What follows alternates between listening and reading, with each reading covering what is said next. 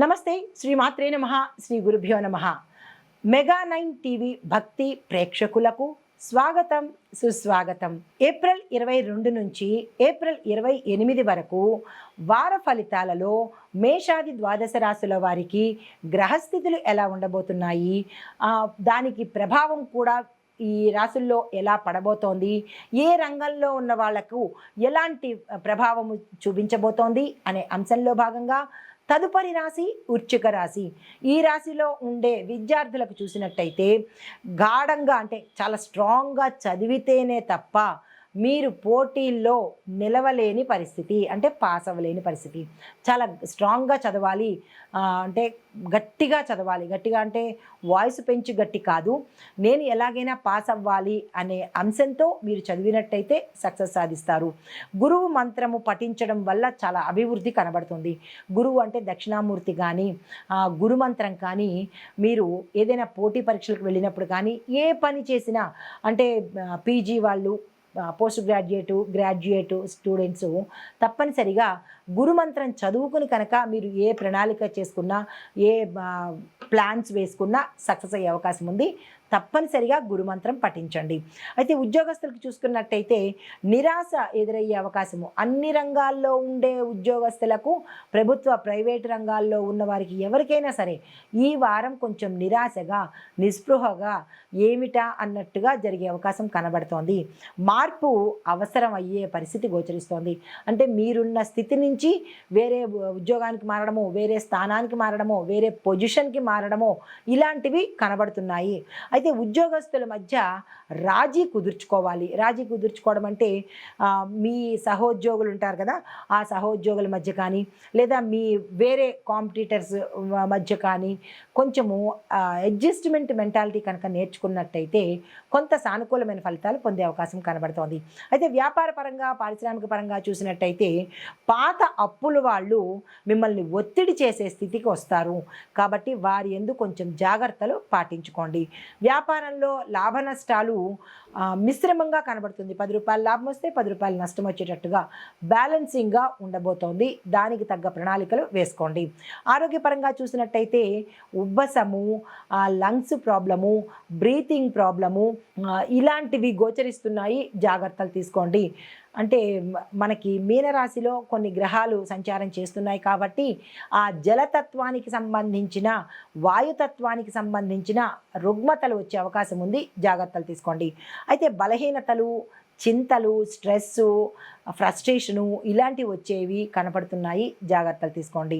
ఆరోగ్యపరంగా చూసినట్టయితే చింతలు అంటే స్ట్రెస్సు, విసుగు, మానసిక ఒత్తిడి, డిప్రెషను ఇలాంటివి కలిగే అవకాశం గోచరిస్తోంది. జాగ్రత్తలు తప్పనిసరిగా తీసుకోండి. బ్యాలెన్సింగ్గా ఉండడం అనేది ప్రయత్నం చేయండి. అయితే దీనికి తగ్గట్టుగా ప్రతిరోజు ధ్యానాన్ని 10 నిమిషాలైనా సరే స్థిరంగా కూర్చుని ధ్యానం చేసినట్టయితే కనుక కొంత సానుకూలంగా ఉండే అవకాశం కనబడుతోంది. వ్యవసాయదారులకు చూసినట్టయితే మీ ప్రాంతాల్లో భూసార నాణ్యత పరిశీలించుకొని అప్పుడు మీరు పంటలు వేసినట్టయితే పంటలు విశేషంగా పండే అవకాశం ఉంది. ముందుగా ప్రతి రైతు మనకి వాతావరణాలు మారాయి కాబట్టి భూసార పరీక్ష తప్పనిసరిగా చేయించుకోండి. ఆ భూమిలో ఏ పంటలు పండుతాయి అనేది చెక్ చేసుకుని నిపుణుల పరిశీలనలో మీరు మీ పంటలను కాలానుగుణంగా వేసే పంటలను వేసుకోండి. అయితే రసాయన వాడకాన్ని చాలా తగ్గించే ప్రయత్నం చేసుకోండి. ఎందువల్లంటే రసాయనాలు ఎక్కువ వాడడం వల్ల పంటలు దిగుబడి తక్కువ ఇవ్వడంతో పాటు తొందరగా క్రిమికీటకాదుల్ని అట్రాక్ట్ చేస్తాయి. ఈ కెమికల్స్ క్రిముల్ని అట్రాక్ట్ చేస్తాయి.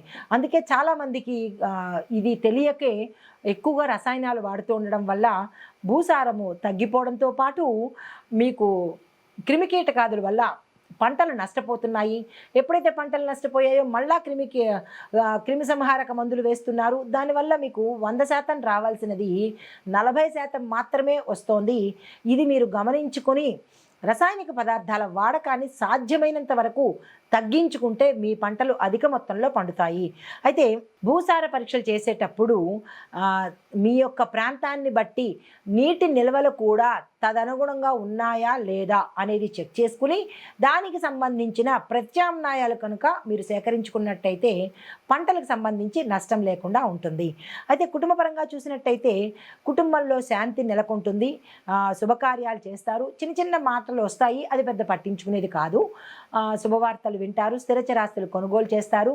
దీంతోపాటు శుభకార్యాలకు సంబంధించినటువంటి వివాహ ప్రయత్నాలు కానీ లేదంటే సంతానం కోసం ప్రయత్నాలు కానీ మీరు ఏ శుభకార్యాలకు ప్రయత్నాలు చేసినా ఈ వారంలో సక్సెస్ అయ్యే అవకాశాలు కనబడుతున్నది. దానికి తగ్గ ప్రణాళికలు ఇప్పుడే వేసుకోండి. అదే రాజకీయ పరంగా చూసినట్టయితే ఈ రాశిలో ఉండే రాజకీయ నాయకులు మాటలు జాగ్రత్తగా ఆచితూచి వదలండి. విమర్శలు ఎదుర్కొనే స్థాయిలోకి వెడతారు. కొంతమంది పదవులు కోల్పోయే స్థాయిలోకి కూడా వెళ్ళే సూచనలు కనబడుతున్నాయి, జాగ్రత్తలు తీసుకోండి. అయితే పై స్థాయి నేతలతో ఒడిదుడుకులు వచ్చే అవకాశము అంటే కొంతమందికి పై స్థాయి నేతలతో మాట పట్టింపులు రావడము, పదవులు పోవడము, లేదా వాళ్ళ మధ్య ఇబ్బందులు కలగడము, ఇలాంటివి కొన్ని డిస్టర్బెన్సెస్ కనబడుతున్నాయి. జాగ్రత్తలు తప్పనిసరిగా తీసుకోండి. అయితే ఆర్థిక పరంగా చూసినట్టయితే వడ్డీల యొక్క భారం ఎక్కువగా కనబడుతోంది. దీంతోపాటు అంచనాలకు మించిన ఖర్చులు కూడా గోచరిస్తున్నాయి ఈ రాశిలో ఉండే ప్రతి ఒక్కళ్ళకి. అయితే ఆదాయ మార్గాలు మీరు అన్వేషించాల్సిన పరిస్థితి. ఈ 10 రూపాయల దగ్గర మరో 10 రూపాయలు సంపాదించే ప్రయత్నం చేయాలి తప్ప ఈ 10 రూపాయలతోనే ఖర్చులను కూడా మెయింటైన్ చేయాలి. అప్పులు చేస్తే దానివల్ల నష్టమే తప్ప లాభం అయితే లేదు. కాబట్టి ఆదాయ మార్గాలు పెంచుకునే ప్రయత్నం చేసుకోండి. అయితే సామాజిక పరంగా చూసినట్టయితే వ్యవహారాల్లో అనవసరంగా కలగజేసుకోకండి.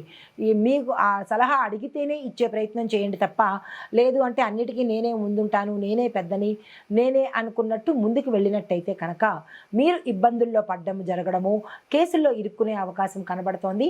జాగ్రత్తలు తప్పనిసరిగా తీసుకోండి. అయితే సినిమా రంగంలో వాళ్ళకి చూసినట్టయితే కళాకారులు మరికొంత కాలము వెయిట్ చేసే పరిస్థితి కనబడుతోంది. మీరు ఏమైనా ప్రయత్నాలు చేయాలంటే కనుక ఈ ప్రయత్నాలు ఈ సమయంలో చేసుకోండి, అవి తదుపరి మీకు ఫలితాన్ని ఇస్తాయి. అయితే ఐటీ కాంట్రాక్టులు చూసినట్టయితే కనుక క్లయింట్ సాటిస్ఫాక్షన్ మీద మీరు దృష్టి పెట్టాలి. మీ లాభం మీద దృష్టి కాదు, క్లయింట్ సాటిస్ఫై అయితేనే మీకు లాభాలు వచ్చే అవకాశం ఉంది. కాబట్టి మీ ధోరణిలోనే మీరు వెళ్లకుండా కస్టమర్స్కి, క్లయింట్స్కి సాటిస్ఫై చేసేటట్టుగా మీ ప్రోడక్ట్స్ని పెట్టుకోండి. తర్వాత మీరు డెలివరీలో జాప్యం చేయడం వల్ల ఆ ఇంపాక్టు మీ సంస్థ మీద పడుతుంది. తద్వారా మీకు వినియోగదారులు తగ్గిపోతారు, నేమ్ కూడా తగ్గిపోయే అవకాశం ఉంటుంది. తర్వాత విపరీతమైన బాధలు పడే అవకాశం ఉంది. కాబట్టి డెలివరీ విషయంలోనూ అంటే మీరు ఏదైనా వస్తువును డెలివరీ చేయాలంటే టైంకి ఏర్పాటు చేసుకోండి. తర్వాత క్వాలిటీ పెంచే బదులు అంటే ఇప్పుడు క్వాలిటీ పెంచండి, క్వాంటిటీ పెంచడానికి ముందుగా ఈ పని చేసినట్టయితే మీకు వినియోగదారులు పెరిగే అవకాశం కనబడుతోంది. నాణ్యతకు ప్రాధాన్యత ఇవ్వండి. తర్వాత మీకు చెప్పదగిన పరిహారాలు, రుద్రాభిషేకం వీలున్న వాళ్ళు చేయించుకోండి. వీలు లేదు మాకు అవ్వదు అని అనుకున్న వాళ్ళు శివాలయంలో మీ పేరిట పూజ చేయించుకున్న తత్సమానమైన ఫలితం వస్తుంది. అయితే శివ చాలీసాని కానీ శివనామ స్మరణ కానీ ఓం నమ శివాయ కానీ 108 సార్లు ఈ వారం రోజుల పాటు చదువుకున్నట్టయితే గ్రహ సంబంధిత దోషాలు కానీ ఆర్థికపరమైన ఇబ్బందుల నుంచి శివుడు మంగళాకారుడు అంటే సర్వమంగళుడు. ధనాన్ని ఇవ్వాలన్నా ఆయనే, ధనాన్ని చింతలను తీసేయాలన్నా ఆయనే. కాబట్టి ఆయన్ని శరణు వేడండి. అయితే మంగళవారం రోజు ఎవరైనా భక్తులకు ప్రసాదాన్ని మీరు ఇవ్వండి. అంటే గుళ్ళోకి మీరు ఏది చేసి ఇవ్వగలరో ఆ రోజు ప్రసాదాన్ని తయారు చేసి గుళ్ళో మీ చేత్తో పంచేపెట్టే ప్రయత్నం చేసుకోండి. తర్వాత దానంగా మిరియాలను కానీ లేదా వస్త్రాలను కానీ దానంగా ఇచ్చుకున్నట్టయితే కొంత సానుకూలమైన ఫలితాలు పొందుతారు.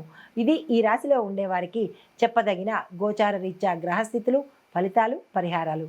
నమస్తే.